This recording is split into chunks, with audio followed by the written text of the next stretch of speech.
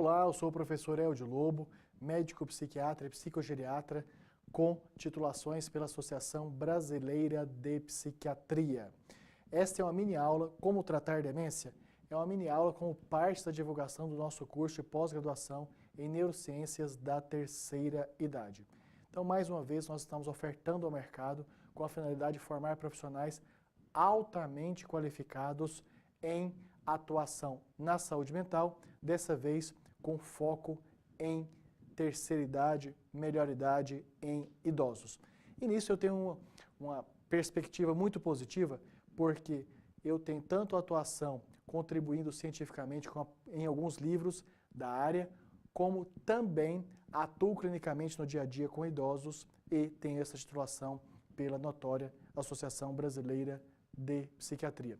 E quanto mais eu estudo, atuo, pesquiso, escrevo sobre psicogeriatria e sobre a saúde mental na terceira idade, mais eu estou convicto que a melhor assistência possível é aquela realizada na perspectiva multiprofissional. Então essa é uma mini aula, como tratar demência? Então, a demência, segundo a Organização Mundial de Saúde, com dados recentes de 2016, a depressão é uma síndrome crônica e progressiva. Tanto que em idosos, muitas vezes nós temos algum nível de dificuldade de diferenciar a questão de prejuízo da memória na depressão e na demência. Geralmente, em casos mais clássicos, quando se trata de uma perda de memória, um prejuízo da memória no quadro depressivo, o próprio paciente reconhece e muitas vezes vai ele sozinho na busca de atendimento para essa necessidade. Já nos casos de prejuízo de memória já mais graves dentro do quadro demencial, muitas vezes o familiar que percebe o prejuízo de memória e o familiar que leva esse paciente para o atendimento e muitas vezes o paciente nem, pela gravidade, nem reconhece essa dificuldade que está tendo sobre a retenção e o uso de informações especialmente mais recentes. Então, não faz parte do envelhecimento normal, ou seja, muitos leigos e até alguns profissionais de saúde entendem que o quadro demencial de depressão nos idosos ele é aceitável. Não, o envelhecimento saudável exclui essas doenças. Envelhecer adoecido inclui essas doenças e que nós devemos atuar de maneira mais precoce possível, sim. E durante o curso de pós-graduação, nós vamos aprendermos como adotarmos mecanismos, processos, estratégias, tanto de prevenção como também de intervenção e reabilitação. E promove mudanças no cérebro. Então a depressão promove mudanças no cérebro, como da capacidade mental, tanto a capacidade mental de expressão afetiva, como também a capacidade mental de controle comportamental, como também a capacidade mental das funções cognitivas superiores de memória, atenção, concentração, flexibilidade cognitiva, capacidade de resolver problemas. E tem repercussões, inclusive, do modo de ser da pessoa, que passa a ter um modo de funcionar diferente daquele que vinha sendo historicamente e pode ocorrer em qualquer idade, mas é mais comum em idosos. Então, causas significativas de deficiências e dependência em idosos impacta em aspectos físicos, psicológicos, sociais e econômicos. E o Alzheimer é o mais comum, mas pode ter outras causas. Enfim, demência e depressão são condições que podem estarem associadas. E muitas vezes quadros de depressão mal avaliados ou negligenciados podem evoluir mais rapidamente esse indivíduo para uma condição de demência. E também, principalmente com sintomas iniciais de demência, o paciente tende a ter uma manifestação ou expressão afetiva depressiva. Enfim, sintomas de depressão e de demência nos idosos, eles têm uma interface, uma interrelação, um nível de coincidência. E demência. Então, o início da demência. É comum idosos com demência apresentarem esquecimento ou sentirem-se deprimidos. Enfim, quando nós estamos avaliando, abordando, tratando, tanto do ponto de vista médico exclusivo, como do ponto de vista de uma equipe multiprofissional, ou um idoso com quadro depressivo de tristeza, desânimo, dificuldade para a realização de tarefas, diminuição do interesse e do prazer, e que, mesmo com um tratamento contínuo, completo, abrangente para a depressão, ele não está melhorando ou tem prejuízos cognitivos, há necessidade de preocuparmos com a demência, que é um quadro mais grave e que pode estar associado. E é comum a família notar os problemas de memória e outras mudanças cognitivas ou comportamentais. Geralmente, o quadro depressivo, ele, por comparação, é mais reconhecido pelo próprio paciente e o quadro de demência é mais reconhecido pelos familiares do paciente. E não tem cura. Então, demência, infelizmente, é um quadro clínico deteriorante, progressivo, degenerativo, que não tem cura, não é reversível, mas que as nossas intervenções, quando nós falamos de abordar um caso que não tem cura, não é reversível, leigos e até alguns profissionais de saúde questionam se vale a pena investir nesse paciente. Lógico que vale, porque na saúde, como profissionais de saúde, nós temos que estar preocupados, lógico, com a cura. E quando ela não é possível, devemos investir toda a energia, conhecimento, pesquisa, discussão, atuação multiprofissional, agregação de outros participantes possíveis que possam dar a melhor qualidade de vida para a pessoa, mesmo estando com a doença degenerativa, fazer com que a evolução progressiva seja a mais lenta possível e que ao longo desse tempo a pessoa doente tenha acesso às melhores práticas de saúde para manter a sua independência pelo máximo de tempo possível. Independência tanto para alimentação, comunicação, higienização. E não tem cura, pode ser identificado precocemente e o tratamento pode promover uma melhora significativa na qualidade de vida do idoso e da sua família. Quando o idoso com demência e ou depressão é bem tratado, tende a gerar menos sofrimento nos familiares ou nos cuidadores, parentes ou não. E a avaliação? Então, a avaliação, nós não temos tipo hemograma para confirmação de anemia. Não temos tipo exame de urina para confirmação de qual é, se tem ou não infecção urinária e qual é o antibiótico específico através do antibiograma. Não temos, então, tanta especificidade na avaliação diagnóstica da demência. Então, os sinais de demência são aqueles de prejuízos, já falamos em vários momentos, não só de capacidades mentais superiores de memória, atenção e concentração, mas também alterações comportamentais e afetivas. Então, verificar sinais de demência e existem outras explicações. É importante verificar e descartar outras condições, como, por exemplo, pseudodemência. Pseudodemência, de maneira simplificada, é aquela condição clínica em que o paciente apresenta sintomas depressivos, mais prejuízos cognitivos, mas que esses prejuízos cognitivos são reversíveis, ou seja, eles resolvem quando se trata a depressão. E, além disto, o delírio. Delírio é uma condição neuropsiquiátrica e que tem um componente biológico além do psíquico, ou seja, são quadros de infecção que repercutem numa oscilação da vigília e da organização do pensamento.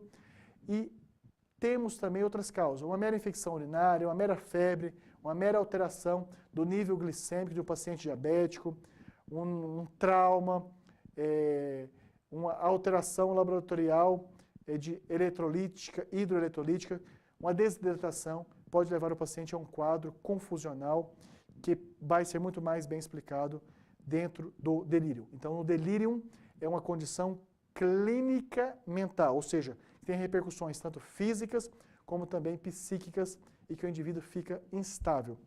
E, com comorbidade, descartar outros quadros de transtornos mentais, neurológicos ou uso de substâncias.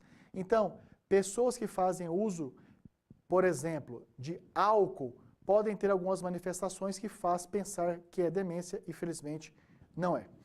E sintomas, comorbidades clínicas, sempre importante no paciente com demência, nós também estarmos acompanhando pressão arterial, o controle desta e a sua estabilidade, diabetes, o seu controle de estabilidade, colesterol, doença da tireoide, neoplasias, câncer, enfim. Há uma tendência natural, infelizmente, de pacientes que estão sendo tratados para demência terem negligenciado outros aspectos da saúde, desde temperatura, pressão, glicemia. E nós, nos nossos cursos, somos bastante insistentes que o indivíduo que tem uma doença mental, desde demência, esquizofrenia, depressão, precisa ter a continuidade e preocupação também de seus aspectos físicos. Até porque se os aspectos físicos não estiverem estáveis, vai ter uma dificuldade de resultado do tratamento psíquico. E sintomas psicológicos comportamentais, como agitação, agressividade, alucinações, delírios, ansiedade, alterações do sono, entre outros. Ou seja, de novo, demência é um quadro riquíssimo, amplo, de repercussões que afetam vários aspectos do funcionamento pessoal. Afeta, então, cognição, independência, alimentação, sono, relacionamentos interpessoais, interesse sexual, modo de lidar com a alimentação, intolerância, agressividade, ou seja, não que necessariamente o indivíduo com demência vai apresentar todos esses aspectos, mas todos eles devem ser avaliados, explorados, até porque tem também uma instabilidade. Em alguns momentos o indivíduo com demência pode estar mais agressivo, em outro momento com comportamento sexual impróprio, em outro momento com alimentação totalmente inadequada, em outro momento com recusa de cuidados de higiene, e avaliar a necessidade de cuidadores sempre. Ou seja, quem é o cuidador principal? Ao cuidador principal cabem algumas funções, como por exemplo, controle de pressão arterial, controle de glicemia, controle de diurese, o quanto esse indivíduo está urinando, controle da alimentação, controle do uso de remédios. Óbvio que o indivíduo com demência não pode cuidar de seus próprios remédios, lógico. E quem apresenta sofrimento ou dificuldades, mapear aonde estão as dificuldades. Se é na locomoção, se é no reconhecimento do ambiente, se é na nomeação de objetos, se é na tolerância diante de situações negativas, se é na sua higienização, se é do sono, se é dos autocuidados, e necessita de psicoeducação, aconselhamento ou psicoterapia, ou seja, as necessidades dos cuidadores, psicoeducação, tanto de familiares como do próprio paciente, especialmente no início do quadro demencial, aconselhamento também tanto de familiares, cuidadores e do próprio paciente na sua fase inicial de demência, e também psicoterapia, especialmente a psicoterapia reabilitadora, que é um capítulo à parte do nosso estudo. O tratamento da demência, então, nós que temos essa perspectiva multiprofissional, colocamos como proposta tanto o medicamento, que tem essas finalidades de reduzir a velocidade do processo de deterioração, mais melhor qualidade de vida, mais tolerância, mais sustentação de um comportamento mais adequado. Então, na demência, sem sintomas psicológicos comportamentais, nós vamos ter psicoeducação para o idoso e para a família. Percebam que sempre quando estamos falando de adoecimento mental, há uma valorização da inclusão da família. E na demência, mais do que nunca, de maneira indispensável, indiscutível, necessariamente precisa ter a participação da família em consultas, em reabilitações, em psicoeducações, ou seja, várias das abordagens profissionais, psicoeducação para o paciente e para a família, psicoterapia para o paciente e para a família, aconselhamento para o paciente e para a família. Logicamente que espera-se que a família aproveite e aplique bem mais que o paciente, por motivos óbvios. E treinamento familiar para exercício de melhora cognitiva, desde questões mais simples, como estar reforçando com o paciente todos os dias, data, dia, mês, ano, hora, as principais notícias dos últimos dias, e considerar a medicação apenas se tipo Alzheimer e se há suporte e monitoramento. Então, o uso de medicamentos em pacientes com demência, especialmente na demência de Alzheimer, tem um nível controverso, ou seja, tem profissionais que entendem que a medicação vai levar a mais efeitos colaterais, sem grandes ganhos, concluindo que a relação custo-benefício não compensa de usar medicamentos na demência. Eu, particularmente, posiciono tecnicamente pela equipe de mental que nós recomendamos, sim, o uso de medicamentos na demência com as finalidades que foram ditas previamente.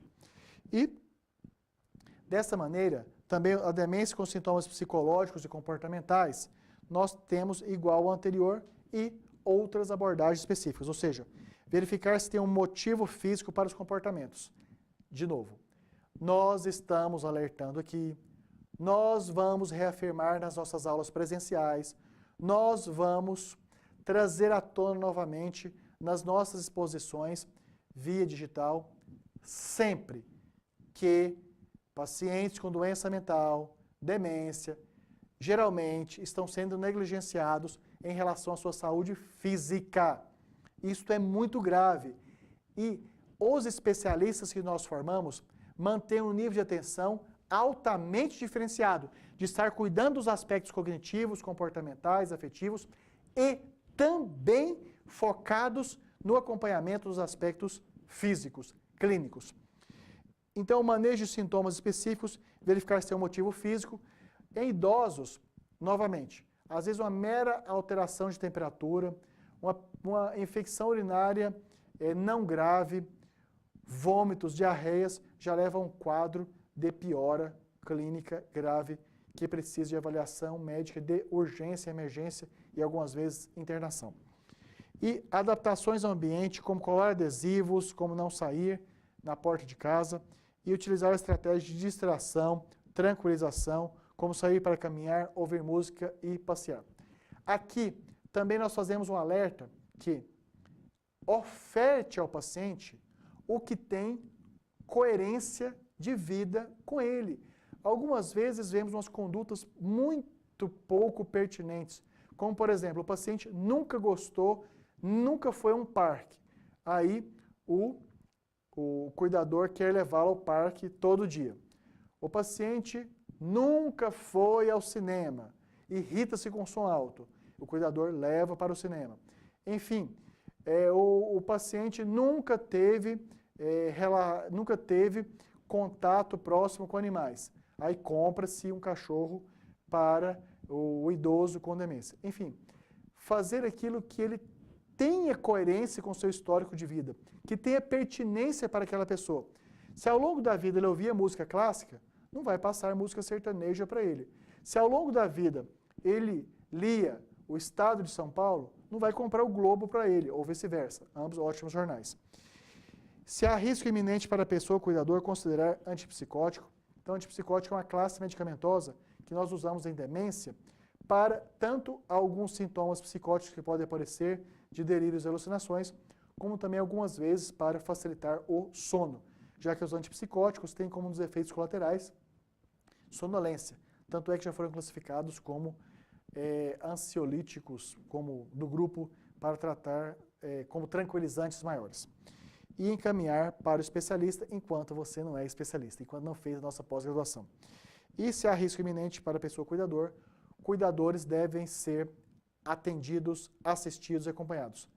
Alerta também que fazemos insistentemente no nosso curso de pós-graduação em neurociência da terceira idade. O cuidador precisa ser avaliado. Tem inclusive escalas específicas para acompanhamento da saúde de cuidadores de pacientes com demência.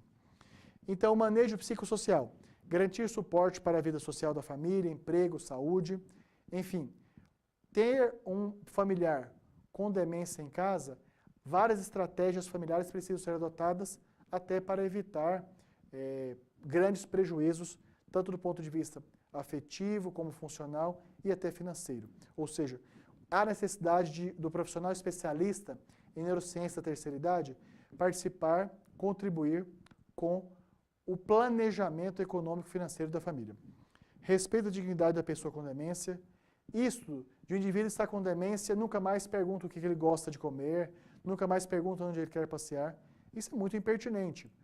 Orientamos também e formamos profissionais que estimulam cuidadores e familiares a continuarem respeitando o paciente com demência ao longo de sua vida. Logicamente que isso inclui também manter limites.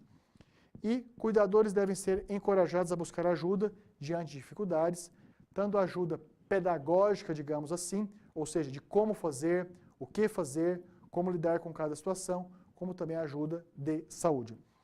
E treinamento de habilidades sociais, tanto para o paciente como também para os familiares em situações públicas com este indivíduo. E apoio profissional comunitário no cuidado diário. E follow-up, ou seja, nós especialistas, quando atuávamos em algumas áreas, como infectologia, como cardiologia, ortopedia, nós tínhamos um contato transversal com o paciente familiar e depois ele era curado e seguia a sua vida sem as nossas intervenções. No caso da demência, a assistência precisa ser longitudinal, ou seja, até o fim da vida do paciente. E, então, esta é uma mini aula falando sobre demência como parte da divulgação do nosso curso de pós-graduação em Neurociências na Terceira Idade. É um curso muito abrangente que nós treinamos, ensinamos, compartilhamos informações aplicáveis no dia a dia do profissional de saúde mental que trabalha com pacientes da terceira idade, no todo ou em parte. Ou seja, trata-se de uma área do conhecimento com amplas solicitações, ou seja, profissionais que atuam em consultório particular, clínicas de reabilitação, instituições que fazem readaptações, treinamentos de cuidadores, enfim, há um amplo mercado de trabalho para profissionais que se formam em neurociências da terceira idade.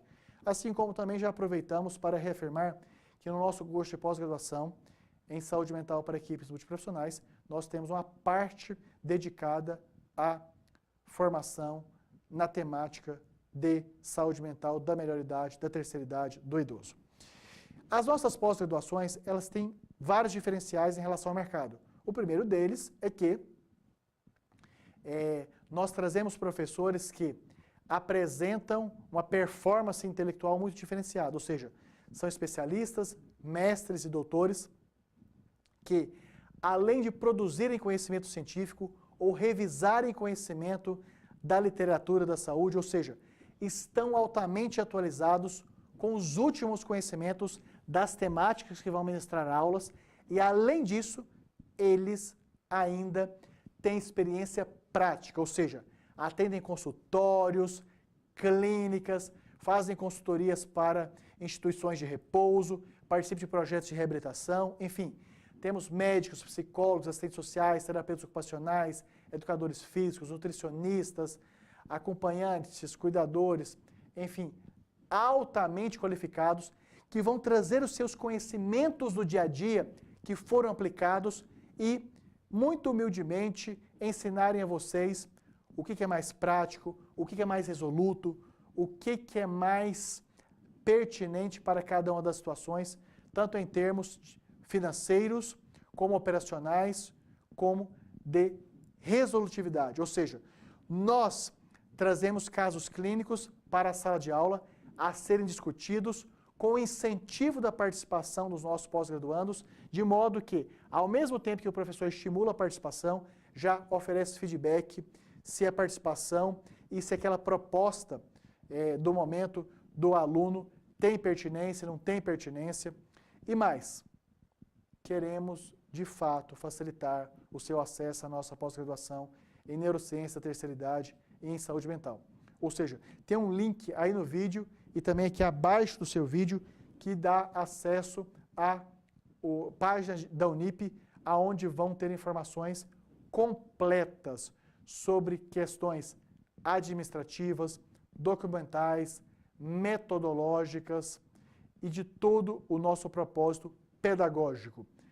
E tão disponíveis que estamos para tirar todas as suas dúvidas antes da inscrição e da matrícula, podem ligar diretamente para o meu celular, 11 99622 8835, mandem mensagem de texto, escrevam via WhatsApp, deixem uma mensagem de voz na caixa postal, caso eu não possa atender na hora, e logo depois retornarei com o maior prazer.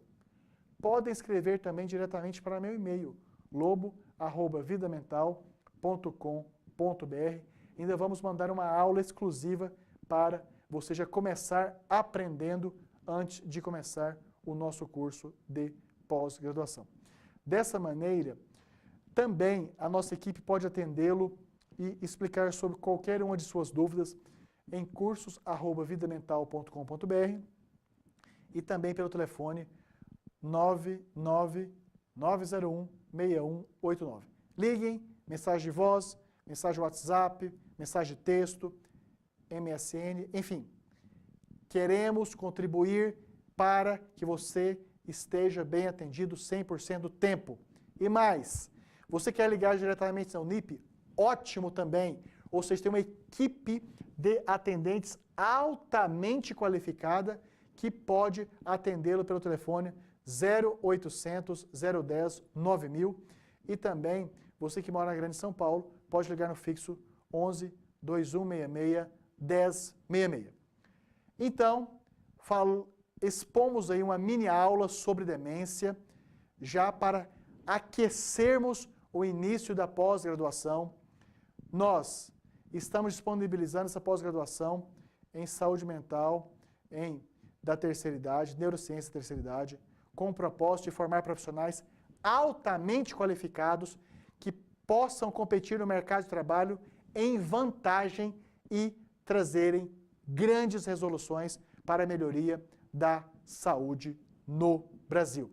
Estamos à sua inteira disposição e com muito prazer que em nome das equipes Vida Mental e Unip, nós vamos recebê-los com um forte abraço lá no início do curso. Muito obrigado, à sua inteira disposição e mantendo a garantia que realizando a nossa pós-graduação, você vai atingir um nível muito mais além.